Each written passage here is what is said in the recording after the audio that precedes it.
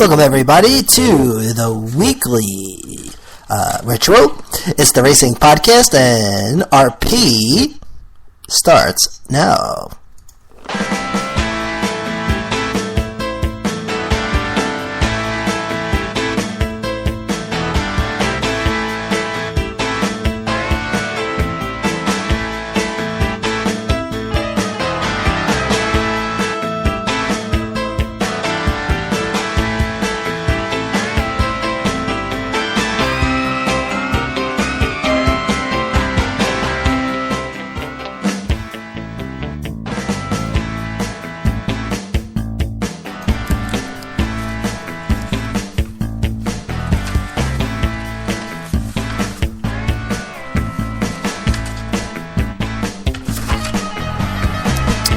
Welcome everybody to the Racing Podcast, and this is week number 11. Thank you for tuning in, and glad to be back. Sorry to take so much time off, but we're back and ready to roll. Just that there's been a mix-up. I originally scheduled this to be week 10 of the Racing Podcast, but this is actually week 11, because the weeks of the Racing Podcast coincide with the NASCAR schedule, and we did week 9, and then last weekend I did a revised version and made week 9A, which should have been week 10. So this show right now is week 11. So it's week 11 of the Racing Podcast, and we head into week 10 of racing. Okay. And of course, before we continue, some sad news. Steve Burns, broadcaster from Fox, who passed away on Tuesday from cancer. So just prayers go out. And we'll touch base on that. And that was a loop because the race on Sunday was the Food City 500 in support of Steve Burns and Stand Up to Cancer. So when that news came out on Tuesday, that really whoa. So again, prayers and regards go out. And we'll discuss that later on in the program. So last weekend, the action and the rain headed to Thunder Valley, Bristol Motor Speedway in Tennessee. Saturday was last weekend's Xfinity event. It was the Drive to Stop Diabetes 300.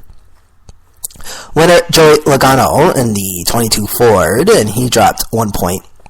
Second place, Daniel Suarez in the 18 Toyota, and then third place, Chris Bosha in the number 60 Ford, and he gained 1 point. Then Sunday, after two rain delays, you had the first rain delay before the start of the race, which was about, they said, an hour and 18 minutes, and then of course, you had the second rain delay after the completion of 22 laps, and that one was approximately 4 hours.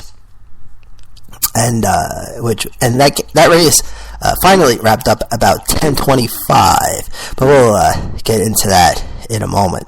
So Sunday, as mentioned, was the Food City 500 in support of Steve Burns and Stand Up to Cancer.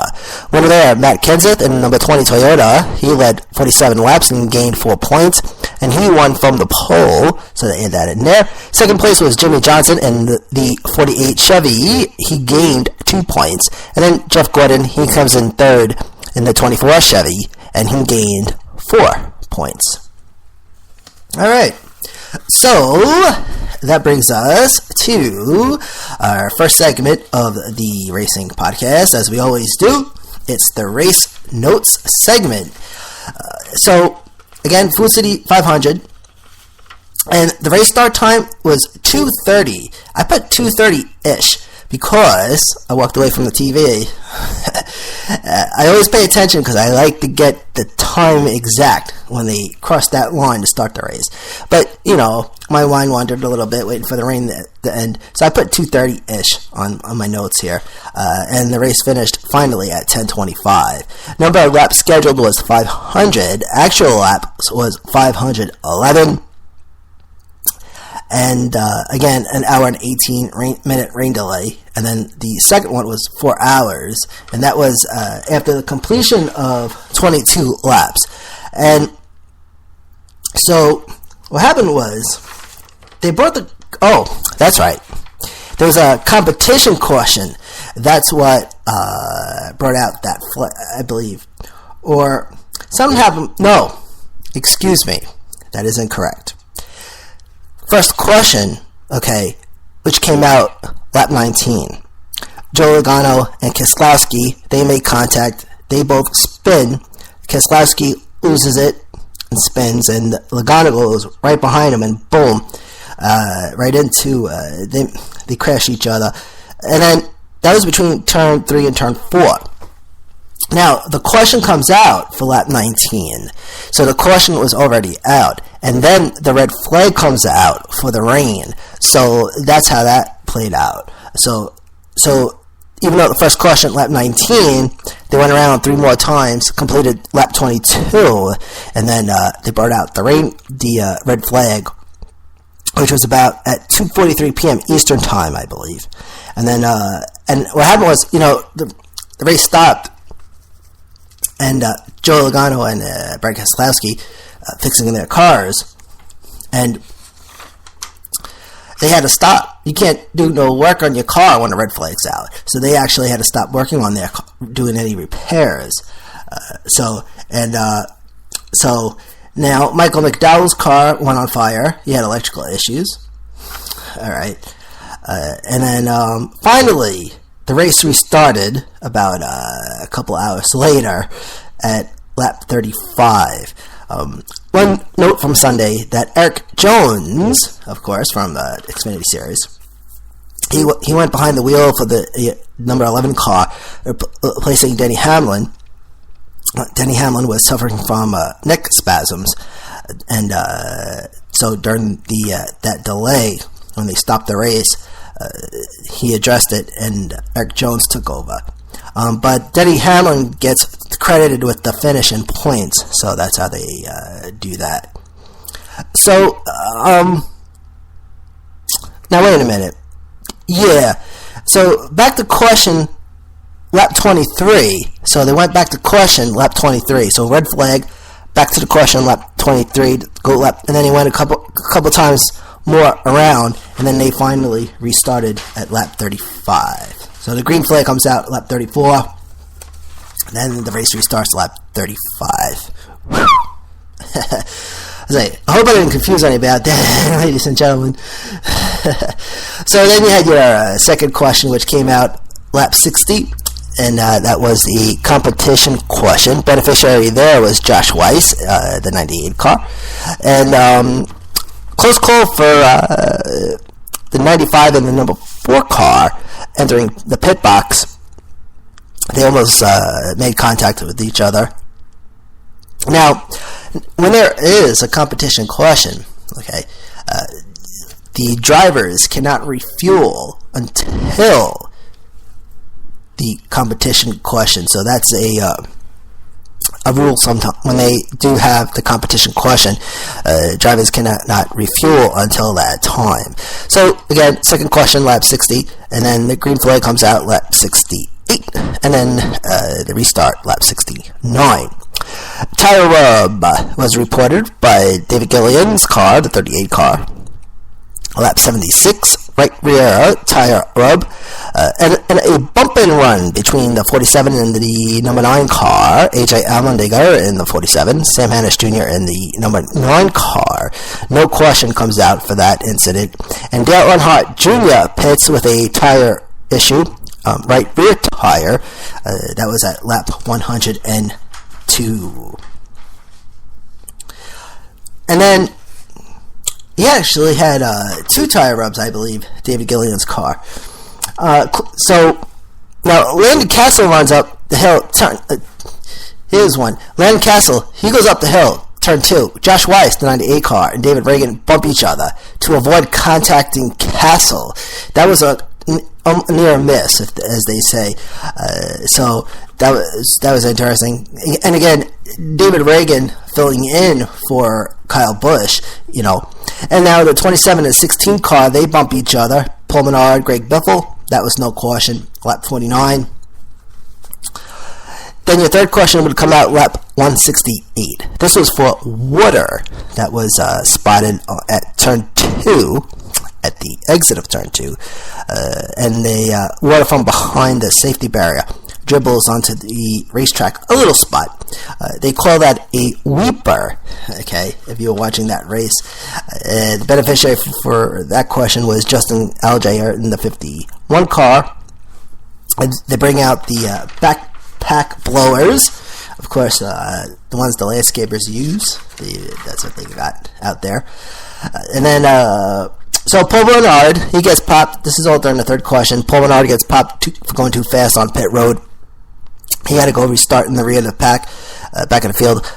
Biffle waved around, eligible to return to the lead lap. Biffle pitted right before the caution, so they gave him the wave around.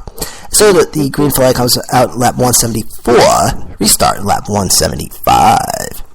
Tire rub reported on David Gibbons' car, this time on the left rear tire rub. That was lap 183.